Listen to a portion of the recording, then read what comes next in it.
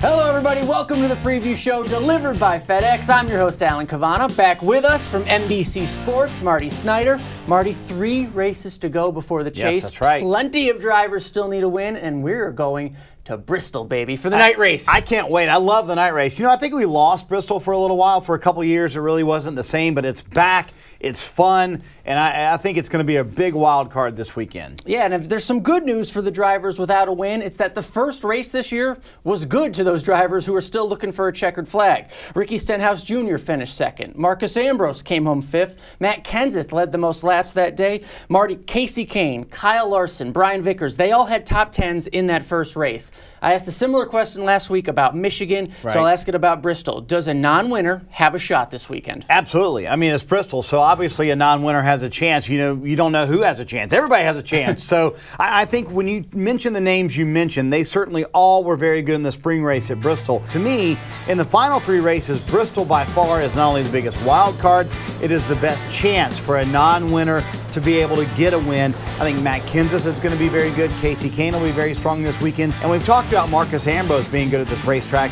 He has not only finished in the top 5 in the spring, he's been good here for years. He has always been good at Bristol. So absolutely, because it's Bristol, because it has such an unknown factor to it, and you can gamble a little bit here, and you can maybe move someone out of the way as well to be able to get a win, which is worth it. I think absolutely we could see a first-time winner this year at Bristol on Saturday night. All right, and as we look toward the chase, let's look at the chase grid standings, as we have been for the past few weeks, because every week it seems to change. Take a look. We have a new leader in the clubhouse, if you will. Jeff Gordon tops the grid with his win, joining Dale Jr., Brad Keselowski, and Jimmy Johnson. They all have 3 wins. At the bottom, the danger zone, we're calling it. Greg Biffle has moved his way back into the grid thanks to 3 straight top 10 finishes. Marty, we've got another page this week, the outside looking in. Casey Kane is 9 back of Greg Biffle. Austin Dillon minus 22 points. Kyle Larson just picked a bad week to have a bad week. He's now 24 points out. But let's look at Biffle and Kane right there, those two who are really on the bubble. He's running well, Greg Biffle. Right. He's got the 9-point buffer on Casey Kane. Right now, at the end of the chase, come Chicago, who has a better shot of making the chase, Greg Biffle or Casey Kane? Well, I think if you look at those 2 guys, I would have to go with Greg Biffle. And I'll look at all of those guys, actually. To me, Biffle's been the most consistent. As you mentioned, a couple top 10s in a row. They've really put together a strong stretch of consistency, which is what you need. Casey Kane, in my opinion, has been very fast. They've had the speed. You look at Bristol this weekend, he very well could win. You look at Atlanta next week, he could win there as well. You look at the guys behind them, though, you look at Dillon and you look at Kyle Larson. I think the biggest thing for those young guys, they can't panic. They've got to realize what got them there. Kyle Larson needs to realize, hey, listen, we had speed to get us into the chase grid.